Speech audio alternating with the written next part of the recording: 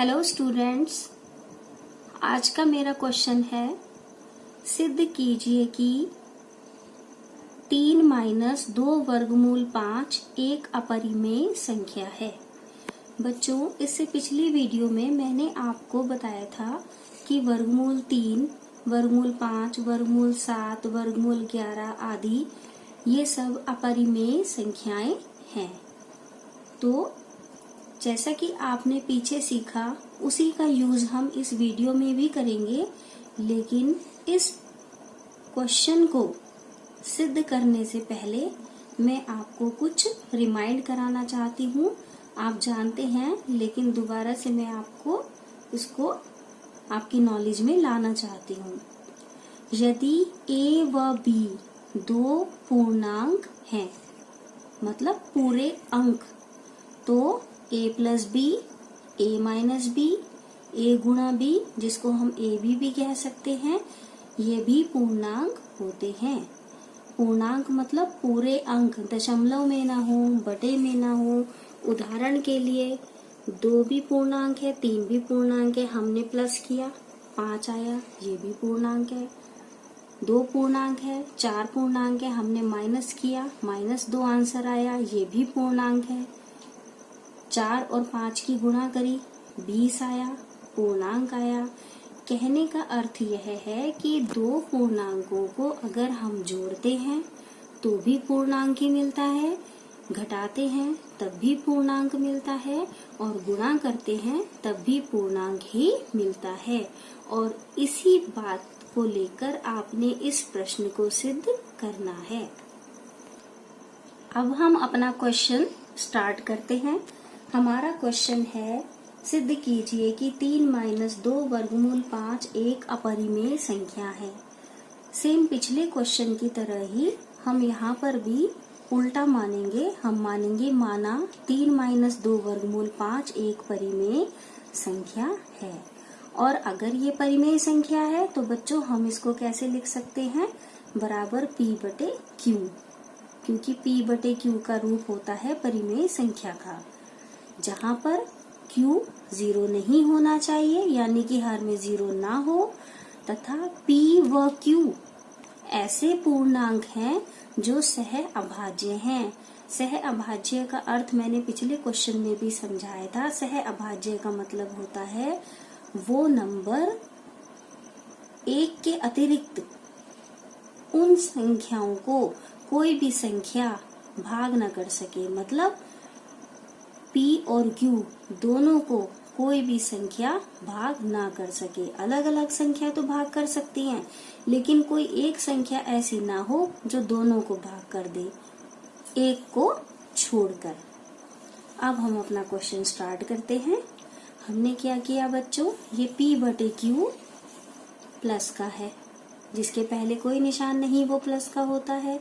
हम इसको लाए लेफ्ट हैंड साइड, तो ये p बटे q माइनस का हो गया, और ये माइनस का 2 वर्गमूल 5 हम ले गए बराबर के राइट हैंड साइड। अब क्या करेंगे हम, 3 के बटे में कुछ नहीं है, 3 बटे 1। अब जैसे भिन्नों को हल करते हैं, नीचे q एकम q, ये क्रॉस में गुणा करोगे, 3 की q में करोगे 3q, माइनस अपनी जगह है, और p एकम p बराबर 2 वर्गमूल 5 ऐसे ही।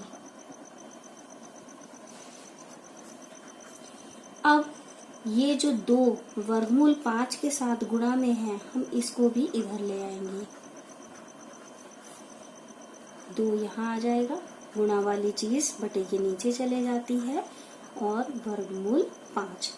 अब बच्चों बहुत ही इम्पोर्टेंट स्टेप हमारा आ चुका है, इसको ही समझना है आपको, और आपका क्वेश्चन सॉल्व हो जाता है।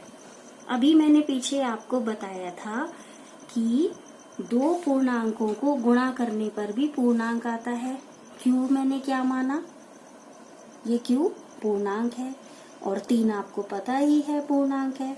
तो अभी मैंने पीछे कहा था कि पूर्णांकों की गुणा भी पूर्णांक होती है, तो 3q पूर्णांक हो गया। p मैंने माना ही है कि p भी पूर्णांक है, ये भी पूर्णांक हो गया। और अभी आपको पीछे जैसे कि मैंने बताया था कि पूर्णांकों को घटाने पर भी पूर्णांक आता है, तो पूर्णांक में से पूर्णांक घटाएंगे तो पूर्णांक ही आएगा।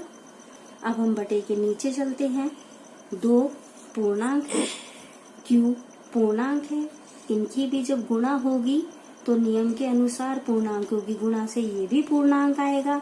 इसका मतलब बटे के ऊपर भी पूर्णांक हो गया, बटे के नीचे भी पूर्णांक हो गया। तो इसका मतलब क्या हुआ बच्चों, जैसे कि यहाँ बटे के ऊपर और नीचे पूर्णांक थे और हर जीरो नहीं था, सेम कंडीशन यहाँ भी आ गई। बटे के ऊपर भी पूर्णांक, बटे के नीचे भी पूर्णांक और हर जीरो नहीं है। तो इसका मतलब क्या हो गया बच्चों कि ये एक परिमेय संख्या है। क्या हो गया ये? परिमेय संख्या। और बच्चों पिछली वीडियो में मैंने आपको क्वेश्चंस कराए ही थे, तो अब आप जान चुके हैं कि वर्गमूल 5 कैसी संख्या है? अपरिमेय संख्या।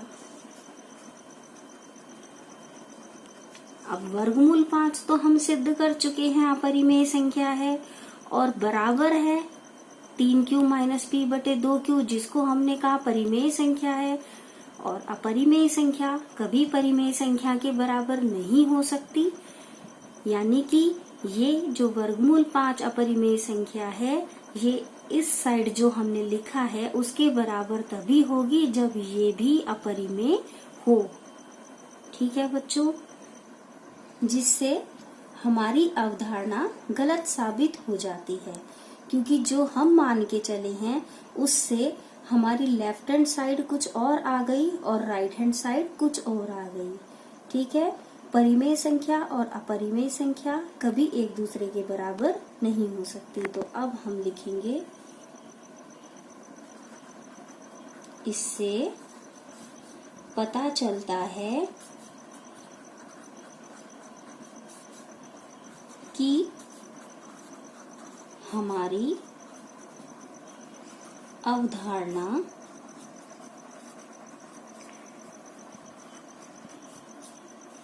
गलत है।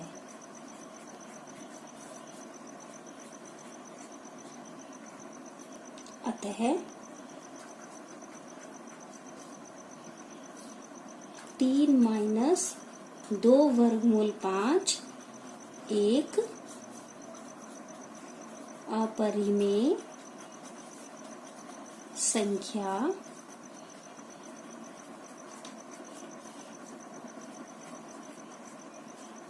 है। अब आपका प्रश्न बच्चों सिद्ध हो जाता है और इसी तरीके के आप कई क्वेश्चंस कर सकते हैं प्रैक्टिस के लिए। उदाहरण के लिए 2 + 3 वर्गमूल 3, 3 - वर्गमूल 7 आदि। और बच्चों बस एक बात का ध्यान रखिएगा, पूर्णांक का मतलब होता है पूरा अंक, जैसे कि 1 2 3 4 या -1 -2 -3 4, ऐसा अंक जो पूरा हो, जिसमें दशमलव ना हो, जो बटे में ना हो। और पूर्णांकों का जोड़ भी पूर्णांक होता है, उनका घटा भी पूर्णांक होता है, उनकी गुणा भी पूर्णांक होती है। अगर आप इन बातों का ध्यान रखेंगे तो यह प्रश्न आपके लिए बहुत ही इजी हो जाता है। और अब मैं आपसे उम्मीद करती हूँ कि आप लोग इस क्वेश्चन को अच्छे से समझ गए होंगे और इस प्रकार के अन्य प्रश्न आप आसानी से हल कर सकेंगे। ठीक है बच्चों, स्टूडेंट्स, अगर आपको मेरी ये वीडियो पसंद आती है तो please like my video and subscribe my channel, ताकि आपको जो भी नई वीडियो मैं अपलोड करूं आपको इसकी नोटिफिकेशन पहले से ही मिल जाए। Thank you.